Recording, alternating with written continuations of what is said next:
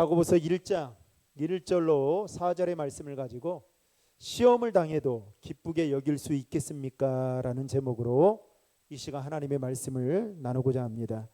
사랑하는 성도 여러분, 오늘 또 예배 자리에 나온 여러분들을 주님의 이름으로 축복합니다. 오늘 또 예배 가운데 부어주시는 그 하나님의 특별하신 은혜가 우리 가운데 충만하기를 주님의 이름으로 축복합니다. 수요 기도회는 주일 낮설교와 좀 다르게 본문을 좀 더 깊게 살펴보면서 강해 설교를 나누려고 그렇게 준비하고 있습니다. 게다가 저는 수요 기도회 말씀을 준비하면서 구약의 한 말씀이 끝나면 또 신약으로 넘어가서 한 말씀 보고, 또 신약이 끝나면 구약으로 넘어오고, 그래서 신약 구약 이렇게 해서 전체 말씀을 쭉 이렇게 살펴보려고 합니다. 이제 오늘부터 야고보서의 말씀을 가지고 수요 기도회 때 함께 나누려고 하는데요. 여러분, 흔히 히브리서는 믿음을 강조하고 있는 책으로 우리가 잘 알고 있습니다.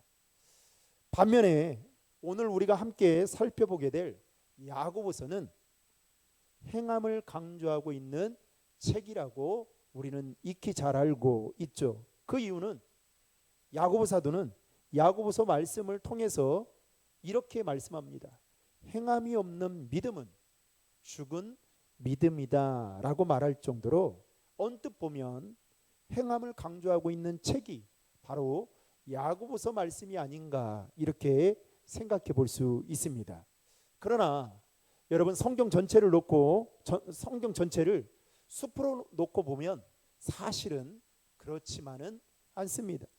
사도 바울은 예수 그리스도의 복음을 안으로 받아들이라고 가르치고 있다면 야고보 사도는 복음을 밖으로 나타내라고 가르치고 있습니다. 따라서 야고보서는 그리스도인들이 신앙의 윤리를 실천하는 의무를 갖고 있다라고 강조하고 있는 책임을 말하고 있습니다. 즉, 믿음으로 구원을 받은 하나님의 백성들이 삶의 자리에서 그 믿음을 어떻게 증명하며 살아야 되는지를 말하고 있는 책이 야고보서다라고 말할 수 있는 것입니다.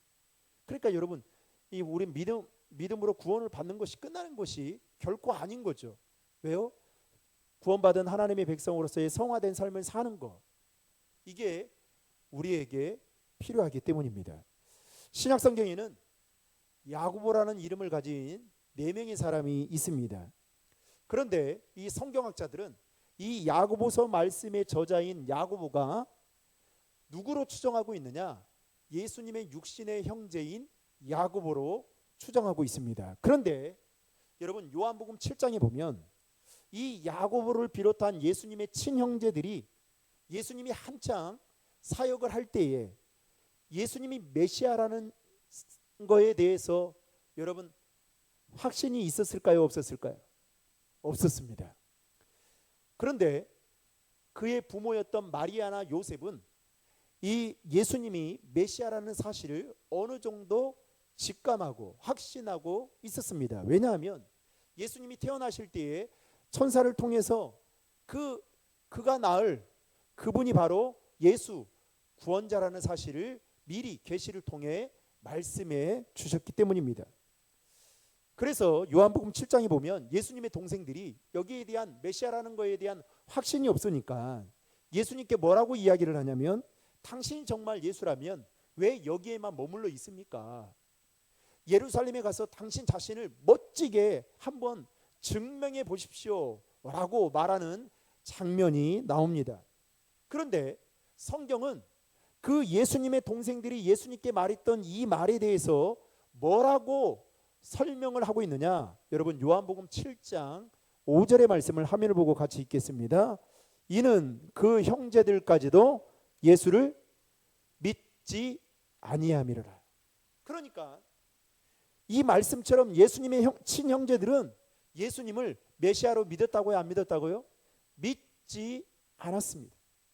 그런데 사도행전 2장에 보면 오순절날 마가의 다락방에 성령을 체험하게 되는데 그 현장에 그 자리에 야고보 사도도 있었습니다.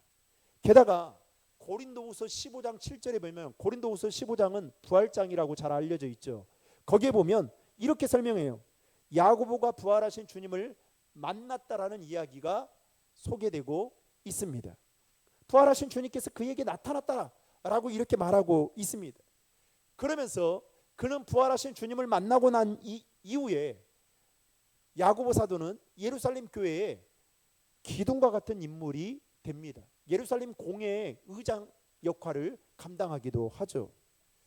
게다가 유다서의 저자였던 유다는 자신을 소개하기를 야고보의 형제라고 소개할 정도로 야고보는 초대교회 당시에 널리 알려진 그야말로 핵심 지도자 중에 한 사람으로 꼽을 정도였습니다. 그렇다면 이제 야고보서의 저자에 대해서 살펴봤다면 이 야고보서 말씀이 기록될 당시 상황에 대해서 조금 말씀을 드리고자 합니다. 스데반 선지자의 순교 이후에 이제 본격적으로 시작이 되는 것은 이 그리스도인들에 대한 유대인들의 핍박이 그리고 박해가 갈수록 더해져만 갔습니다. 이 일로 인해서 성도들은 로마의 박해를 피해서 이리저리 흩어져 디아스포라처럼 살아갈 수밖에 없는 상황에 처하게 됩니다. 이리저리 흩어져 살아가는 성도들의 삶은 그야말로 한마디로 말하면 시련, 시험 그 자체였던 것이죠. 더욱이 시간이 지나면서 흩어진 유대인 그리스도인들 사이에 문제가 발생하기 시작합니다. 외적으로는 유대교를 신봉하는 동족들의 핍박으로 인한 큰 시련을 겪게 되고, 내적으로는 서로 사랑하며 유무상통했던 초대교회의 모습과는 달리 서로 비방하고 또 정죄하고 비판하며 심지어는 무시와 차별까지 당하게 됩니다. 그러니까 여러분, 그 당시 때 유대인들이요, 자기들끼리 공동체를 형성해서 사는데 이 성도들이, 이 그리스도인들이 그 안에 들어가면 어떻게 하느냐, 말로는 서로 유무상통하고 사랑하고 한다고 하면서 어떻게 하느냐, 서로 물건을 주고 팔고 사고를 못하게 하는 겁니다. 그러면 어떻게 되겠어요? 경제적인 어려움을 당하게 되겠죠. 그러면서 상당히 이 살아가는 것 자체, 디아스포라처럼 흩어져 사는 것도 힘든 일인데 이렇게 유대인들의 박해로 인한 이 핍박이 날로 가해져 가고 있었던 것입니다. 그러면서 이러한 일들이 계속 일어나게 되면서 성도들이 지쳐가게 되는 거예요.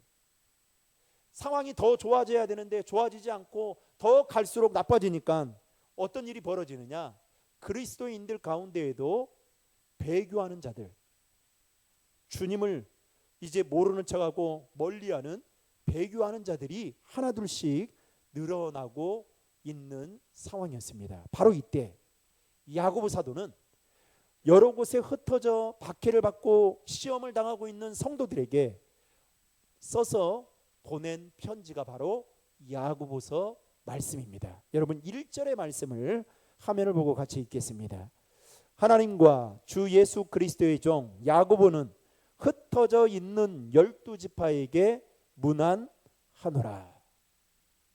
여기서 12지파란 야곱의 12아들들에서 시작되어지는 이스라엘의 12지파를 가리키는 것이다라고 생각할 수 있지만, 사실 이 12이라는 숫자는 이스라엘의 백성을 상징하는 대표적인 숫자라고 말할 수 있습니다. 게다가 여기에서 야고보가 말하는 이 12지파는 누구를 이야기하고 있는 겁니까? 1절을 보시면 박해로 인해서, 유대인들의 박해로 인해서 각지로 흩어져 살아가고 있는 누구요? 초대교회 성도들을 말하고 있습니다. 오늘날로 말하면 예수를 믿는 사람들, 예수 믿는 가운데에도 이런 핍박과 시련 속에, 시험 속에 살아가고 있는 자들을 가리키고 있는 것입니다. 그러면서 이 야고보 사도는 2절에서 뭐라고 말하고 있느냐, 여러분 2절의 말씀을 다 함께 읽겠습니다. 내 형제들아, 너희가 여러 가지 시험을 당하거든 온전히 기쁘게 여기라. 여러분, 예수를 믿는 성도들 가운데에도 시험이라는 것을 딱 당하게 되면 어떻게 생각하느냐? 우리 삶에 사라져야 될 부산물처럼 여기는 사람들이 더러 있습니다. 그러다 보니까 시험을 만나면 어리둥절해하고요, 시험을 만나면 어찌할 줄 몰라서 매우 당황하는 자들이 있습니다. 그런데 여러분, 한번 물어보겠습니다. 여러분들도 인생을 살다가 또 신앙생활 하면서 시험을 당하고 싶습니까? 어떻게든 시험 당하고 싶지 않죠. 저도 목회하면서 제 개인적인 생각은 성도들끼리 시험을 주지도 않을 뿐만 아니라 우리 교회가 이 시험 당하는 일로 어려움 당하지 않고자 하는 마음이 있어요. 그래서 기도하는 거예요. 그런데 여러분, 성경을 보면 하나님의 아들이었던 예수님도 공생의 기간 동안에 우리가 생각하는 그 이상으로 많은 시험과 고난을 받으셨습니다. 더 놀라운 것은 히브리서에 보면 예수님은, 죄가 없으신 예수님은 우리와 동일하게 시험을 받았다라고 말씀하고 있습니다. 또 초대교회 성도들 역시도 성령 충만했지만 많은 핍박과 시련이 그들 삶 가운데에 있었습니다. 여기서 우리가 한 가지 알아야 할 것은, 여러분, 성경은 우리의 신앙이 곧 니꼴 만사형통이라는 사고방식과 정반대로 말하고 있다라는 거예요. 요한복음 15장 19절에 보면 성도들은 세상에 속하지 않은 까닭 때문에 세상으로부터 뭘 받는다고요? 미움을 받을 것이다 라고 말하고 있습니다. 게다가 디모데후서 3장 12절에 보면 우리가 믿음의 성도들이 경건하게 살면 살수록 더 많은 핍박과 고난이 따르게 될 것이다 라고 성경은 우리에게 가르쳐주고 있습니다. 그렇다고 한다면 예수 믿고 구원받은 우리에게 더 이상의 시험이나 어려움이 없다라고 하는 이 생각은 어찌 보면 성경에 반하는 것이다 라고 말할 수 있습니다. 그래서 오늘 2절 말씀에 보면 이 야고보 사도는 여러 가지 시험을 만났을 때 어떻게 해요? 온전히 기쁘게 여기라가 이렇게 말하고 있습니다. 인간적으로 보면, 아니 언뜻 이 문장만 놓고 생각해 보면 아주 야고보 사도는 지금 핍박과 시련 속에 있는 이 그리스도인들에 대한 배려하는 마음이나 또 그들의 상황을 헤아리고 그들의 마음을 헤아리지 않는 그야말로 몰지각한 겉면이라고 볼 수 있습니다. 게다가 아예 그들의 상황과 또 처지를 이해하지 못하는 발상에서 나오는 말씀이라고 볼 수 있습니다. 그래서 어쩌면 더 이 야고보 사도의 말씀을 받아들이기 힘들었을런지도 모릅니다. 그런데 야고보 사도가 이렇게 말한 데에는 분명한 이유가 있었습니다. 3절과 4절 말씀에 보면 고난과 시련을 통해 뭐가 생겨요? 인내가 생기고 그 인내를 온전히 이룰 때에 모든 것이 구비한 완전한 성도가 되기 때문에 야고보 사도는 시험을 만나거든 온전히 기쁘게 여기라 라고 말하고 있는 것입니다. 여러분, 3절과 4절의 말씀을 다 함께 읽겠습니다. 이는 너희 믿음의 시련이 인내를 만들어내는 줄 너희가 알미라. 인내를 온전히 이루라. 이는 너희로 온전하고 구비하여 조금도 부족함이 없게 하려 함이라. 아멘. 한마디로 말하면 고난과 시련이 성도들에게는 뭐예요? 무익한 것이 아니다는 거예요. 무익한 것이 아니라 유익한 것이고 또 오히려 온전한 성도가 되기 위한 필수 과정이다라는 것입니다.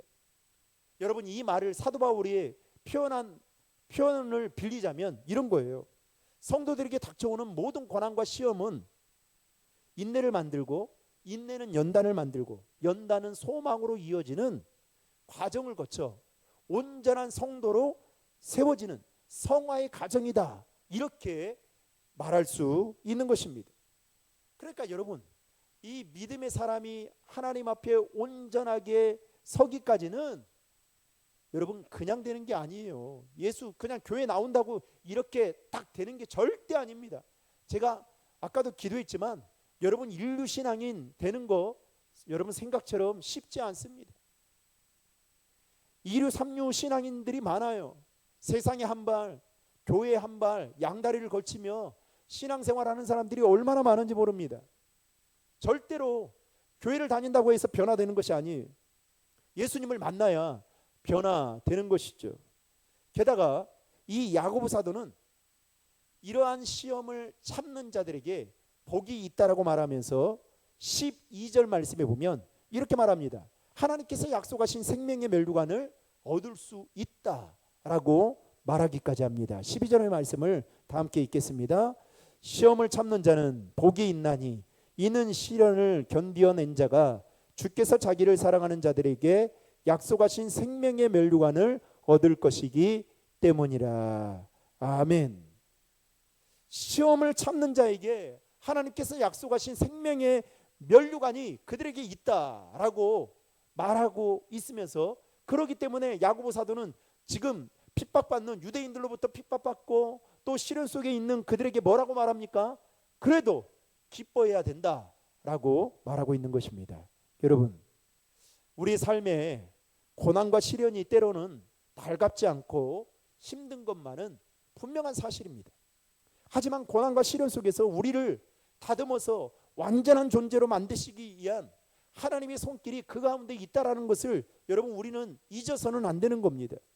마치 여러분 우리를 정금과 같이 하나님이 잘 다듬어 가지고 모세를 이스라엘의 지도자로 세우기 위해서 무려 40년을 여러분 광야의 시간들을 통해서 잘 다듬어서 어떻게 해요? 이스라엘의 지도자로 세웠던 것처럼 하나님은 우리를 완전한 하나님의 사람으로 만드시기 위해 때로는 고난과 시련이라는 것을 통해 여러분 우리를 연단시키고 그 연단을 통해 우리를 성숙한 하나님의 사람으로 세우신다라는 것이죠. 그런 점에서 보면 우리는 우리에게 당한 시험을 기뻐하며 때로는 인내할 줄 알아야 하는 것입니다. 지금 파리 올림픽이 계속해서 진행되고 있죠. 우리 대한민국 선수들이 얼마나 여러분 또 선전을 하고 있는지 제가 어제까지 보기로는 우리나라가 여러분 전 세계에 운동을 잘한 사람들이 다 모인 거 아닙니까? 그 나라가 얼마나 많습니까? 그런데 5위예요. 여러분 대단한 겁니다.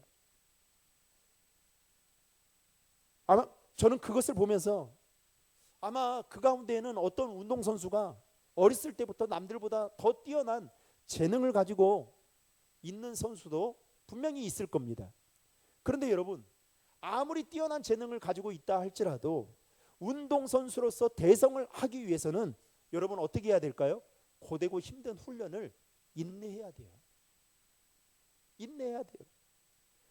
인내하지 못하면 절대로 스포츠 스타가 될 수 없습니다. 신앙생활도 마찬가지죠.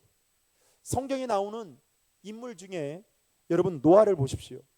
하나님께서 그에게 홍수를 대비해서 방주를 만들도록 명령하셨습니다. 왜냐하면 그 땅에 살던 사람들이 악한 것을 보고 지면에 있는 모든 것들을 쓸어버리고자 하나님이 큰 계획을 가지고 노아에게 방주를 만들라고 명령하셨습니다. 그런데 여러분 그 일이 한 달, 두 달이었습니까? 그 기한이 얼마였어요? 무려 1년도 아니라 10년도 아니라 120년이라는 시간이었습니다. 아마도 여러분 120년이라는 이 시간은 노아에게 있어서 엄청나게 큰 시험의 시간이었을지도 모릅니다. 왜냐하면 방주를 만드는 그 시간 동안 뭐가 내리질 않아요? 홍수가 내릴 만한 징조가 보이지 않는 겁니다. 일기예보는 비가 온다라는 말은 전혀 없어요. 아무리 봐도 이 떼약볕에 정말 이 방주를, 이렇게 큰 방주를 내가 만들 만한 이유가 무엇이 있는지 노아는 이성적이었다면, 어떻게 합리적인 사고를 가지고 있었다면 아마도 여러 번 생각했을 거예요. 우리 민장로님이 아마 제가 듣기로는 예전에 그 사업을 하실 때에 필리핀에 가서 배를 지었다고 들은 적이 있어요. 그런데 한번 생각해 보세요. 배를 갑자기 어느 날 하나님이 우리 장로님에게 사업에 대한 영감을 주면서 야, 배를 하나 크게 한번 만들어 봐라. 그래 만드는데 비가 오질 않는 겁니다. 물은 막 고갈돼 가지고 막 그 바다 밑이 막 보일 정도예요. 그러면 우리 장로님 어떻게 하시겠어요? 할렐루야 아멘. 하나님, 나는 하나님을 믿습니다 하고 짓겠습니까? 몇 천만 원짜리 되는 그 배를 말입니다. 아마 고민할 거예요. 우리 장로님도 고민하고 있는데 더군다나 옆에서 우리 권사님이 그 멀리에서 한국에서 전화 와가지고 그 배 그거 지금 일기예보 보니까 비도 안 온다고 하는데 그거 빨리 당장 때려치고 한국으로 돌아오라고. 아마 우리 권사님이 그렇게 말하지는 않겠지만 그런 생각 저런 생각이 여러분 들지 않겠어요? 그야말로 노아에게 120년이라는 이 시간은 그야말로 인내의 시간이고 시험되는 시간이었을 겁니다. 만약에 노아가 방주를 만드는 그 과정 속에서 하나님의 말씀에 대한 의심을 품고 인내하지 못했다면 어떻게 해요? 아마 며칠도 안 되어서 1년도 안 돼서 몇 달도 안 되어서 그 일을 그만두고 말았을 것입니다. 아마도 그 당시에 노아의 주변의 사람들과 그리고 그가 방주를 짓고 있는 그 현장을 보고 있던 수많은 사람들이 지나가면서 노아를 보면서 뭐라고 할까요? 이놈 미쳐도 한참 미쳤구나. 혀를 차면서 그리고 손가락질하면서 이리저리 비웃었을 겁니다. 제가 언젠가 광명에 있는 그 핫플레이스 철산 그 상업지구에 간 적이 있어요. 그런데 그 땡볕의 여름인데 어떤 한 분이 땅바닥에 아저씨가 땅바닥에 앉아 있습니다. 그래서 왜 그런가 싶었더니 노숙자 아저씨인데요. 이분이 그 사람들이 지나다니는 그 한 곳에 쓰레기 더미 속에 쓰레기를 다 풀어헤치고 거기서 막 이렇게 막 고르고 있는 거예요. 그러면서 수많은 사람들이 막 그걸 보는데 도와주고 싶어도 그분이 정상적이지 않을 것 같으니까 혹여나 도와주면 해를 입을까봐 지나가는 모습을 본 적이 있습니다. 여러분, 어쩌면 노아의 모습이 믿지 않는 사람들에게는 그와 같은 모습으로 비춰졌을는지도 모릅니다. 그럼에도 불구하고 노아는 전혀 흔들리지 않습니다. 그리고 하나님의 말씀에 순종해서 방주를 만들었습니다. 그리고 마침내 성경은 이렇게 말합니다.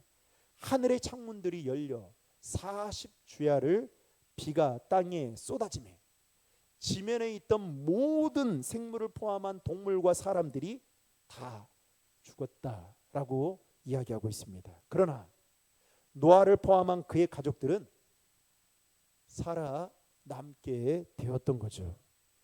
여러분, 이것만 놓고 봐도 우리에게 시험이 왔을 때에 인내하는 것이 얼마나 중요한지 우리에게 가르쳐주고 있다라는 겁니다.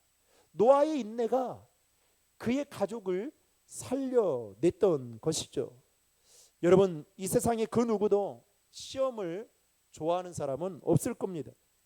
그러다 보니 시험을 만났을 때 할렐루야 아멘하고 기뻐할 사람 그다지 많지 않을 겁니다. 그러나 하나님이 우리에게 주시는 시험은 여러분 우리를 향한 하나님의 뜻과 계획이 있어요.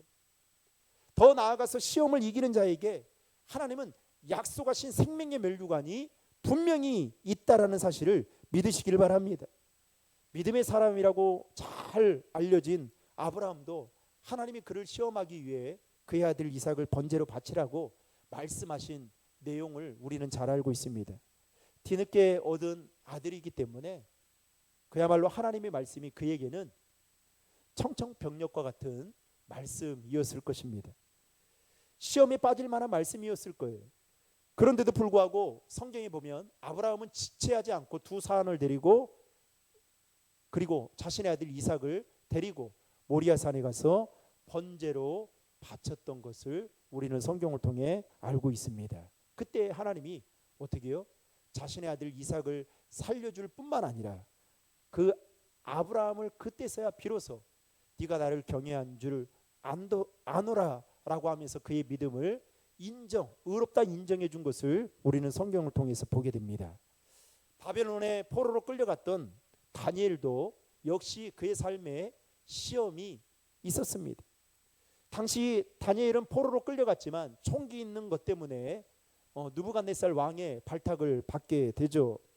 그런데 그 주변에 있던 총리들과 고관들이 이 다니엘을 얼마나 시기했던지 그를 고발할 거리를 찾던 중에 찾지 못하자 이 다리오 왕에게 가서 제안을 합니다. 왕이시여, 30일 동안 누구든지 왕의 다른 신에게 또 다른 사람에게 무언가를 구하면 그 자는 사자굴에 던져 넣었으면 좋겠습니다 라는 제안을 하자 왕이 그것을 금령으로 정하게 됩니다. 성경에 보면 이렇게 분명히 말하고 있죠. 다니엘은 왕의 어인이 찍힌 것을 알고도 어떻게 하느냐? 자신이 평소에 하던 그대로 예루살렘을 향하여 창문을 열고 하루에 3번씩 기도했다라고 성경은 말하고 있습니다. 그 사실이 나중에 발각이 됩니다. 결국 다니엘은 총리들과 고관들의 계획에 따라 어디로 들어가게 됩니까? 사자굴에 던져 넣어지는 그 시험을 당하게 됩니다. 그런데 여러분, 놀랍게도 하나님은 다니엘을 기억하시고 다니엘이 믿음으로 하나님을 바라보자 하나님은 천사를 통해 사자들의 입을 봉하시고 그에게 상함이 없도록 인도하셨던 것을 알 수가 있습니다. 다니엘서 6장 22절의 말씀을 우리 다 함께 읽겠습니다. 나의 하나님이 이미 그의 천사를 보내어 사자들의 입을 봉하셨으므로 사자들이 나를 상해하지 못하였사오니 이는 나의 무죄함이 그 앞에 명백함이 오며 또 왕이여 나는 왕에게도 해를 끼치지 아니하였나이다 하니라. 아멘. 결국 사자굴에 들어간 다니엘은 상함이 없이 그 사자굴에서 나오게 되고 하나님은 그를 더 높은 자리로 세워주셨던 것을 우리는 다니엘서 말씀을 통해 잘 알고 있습니다.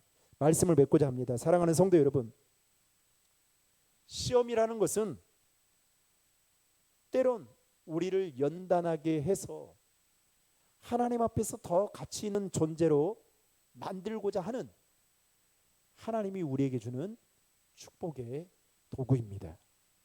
더 나아가서 하나님이 예비하신 복을 받아 누릴 수 있는 기회이기도 하죠. 여러분, 어렸을 때 사서 고생하는 것은 여러분 나중에 커서 보면 다 뭐예요? 재산과 같아요. 그런데 어느 부모가 나도 고생했으니까 자녀들에게 너도 고생해라 이렇게 생각하는 부모는 없죠. 그런데 여러분, 고생을 많이 하면 할수록 어떻게 해요? 그 자녀는 더 성숙해지기 마련입니다. 부모님의 마음을 더 잘 알고요. 그리고 어떻게 해요? 더 삶을 열심히 살아가려고 노력합니다. 여러분, 시험 결코 원하는 사람은 없을 겁니다. 그러나 때로는 하나님은 우리의 삶에 시험을 주셔요. 왜요? 시험을 통해서 우리를 연단시키고 그 연단을 통해서 인내를 배우게 하고 인내를 통해서 성숙한 그리스도인으로 살아가도록 성화의 가정으로 나아가기 위해서 우리에게 때로는 시험을 주십니다. 그래서 야고보 사도는 오늘 유대인들로부터 핍박과 시련을 받고 있는 이 그리스도인들에게 시험을 당해도 온전히 기뻐해야 한다라고 말하고 있는 것입니다. 바라기는 저와 여러분이 시험을 만나더라도 온전히 기뻐할 수 있는 시험 뒤에 하나님이 숨겨둔 예비하신 그 축복이 있다라는 사실을 기억하시고 그 시험 속에서도 오늘 야고보 사도가 말한 것과 같이 온전히 기뻐할 수 있는 저와 여러분 모두가 되시기를 주님의 이름으로 축원합니다.